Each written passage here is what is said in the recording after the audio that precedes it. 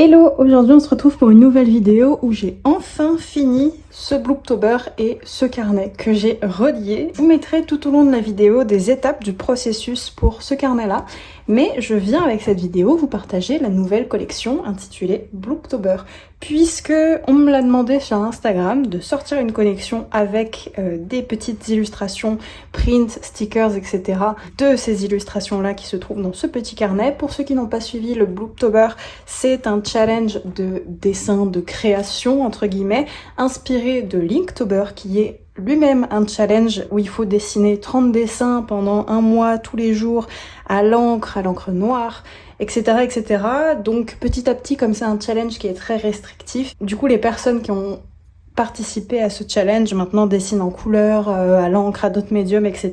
Et moi j'en avais marre de ces challenges à mots.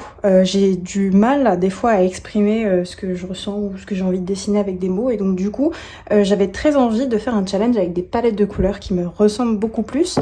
Dans ce petit zine que vous pouvez retrouver sur la boutique le 2 novembre, donc normalement cette vidéo sort le 3, donc c'est déjà sorti, donc vous pouvez dorénavant en profiter. Ici vous avez le challenge du Blooptober avec toutes les palettes de couleurs. Donc voilà, c'est un challenge qui se passe sous 30 jours, mais c'est un dessin tous les 2 jours. En fait, je trouve que 30 dessins dans le mois, si c'est déjà quelque chose que l'on fait de base, dessiner tous les jours, et ben je trouve que ça peut mener vite à l'art bloc. Donc du coup, j'ai préféré faire 15 palettes de couleurs. Ceux qui veulent dessiner sous 30 jours, et ben ils font 2 fois cette palette de couleurs, et ceux qui veulent dessiner sous 15 jours comme moi, enfin 15 dessins sous 30 jours, et bah du coup ils ont cette palette là qui est faite pour ça. Pour cette collection, vous aurez tout d'abord, alors ça risque de partir vite.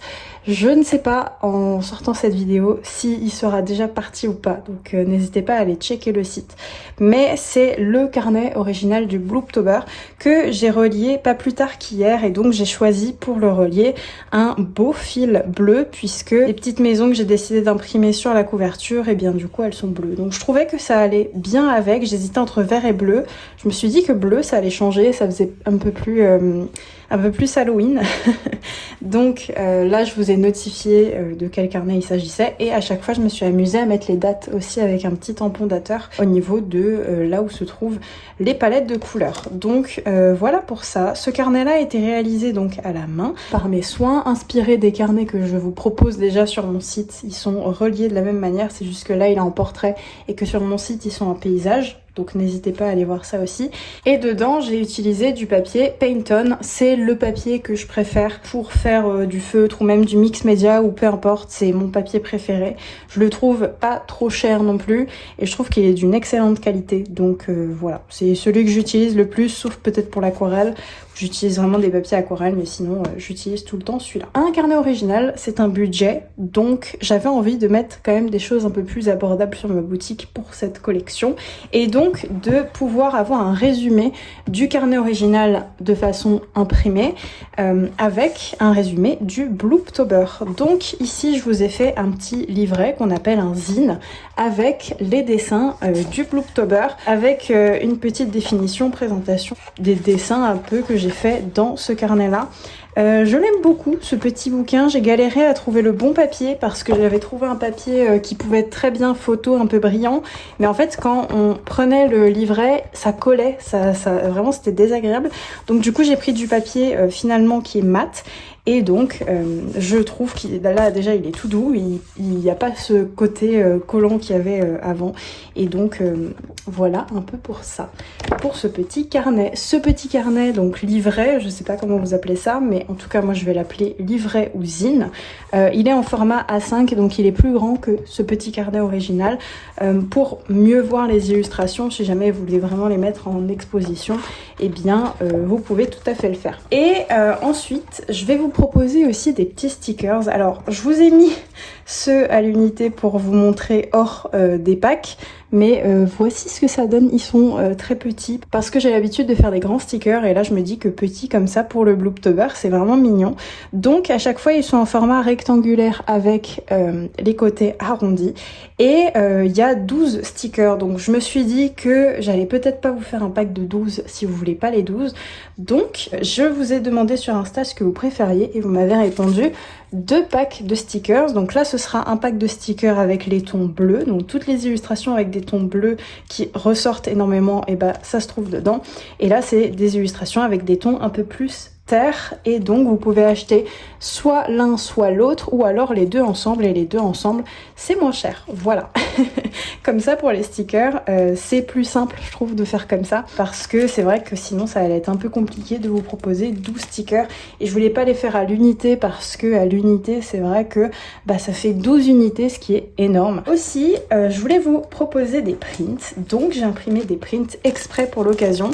J'ai pas l'habitude de faire des prints, vous en retrouvez sur ma boutique, mais parce que je trouve que des fois les illustrations elles vont pas forcément sur des prints, mais là ça s'y prête très bien. Donc vous avez le premier print qui est une de mes illustrations préférées, avec des tons qui sont vraiment neutres mais qui sont hyper sympas. Vous avez une deuxième illustration que je trouve aussi dans les tons terre, et j'aime beaucoup ces tons là. Je trouve qu'en impression ils ressortent vraiment bien et je les trouve vraiment beaux. Alors c'est sur un papier à grains, comme vous pouvez voir ici, et donc je préférais ce côté papier à grains que le côté tout lisse qu'ont certains papiers. Ensuite on a le troisième print. Hop. Donc ils sont tous en A5, qui est super beau. Celui-là c'est clairement mon préféré, parce que les couches de couleurs ressortent tellement bien sur ce papier, je pense que ça se voit, mais j'adore vraiment ce petit print. Et le dernier, hop, comme ça je vous en propose 4. C'est celui-ci, c'est celui que vous avez tous préféré sur Instagram, en tout cas en majorité.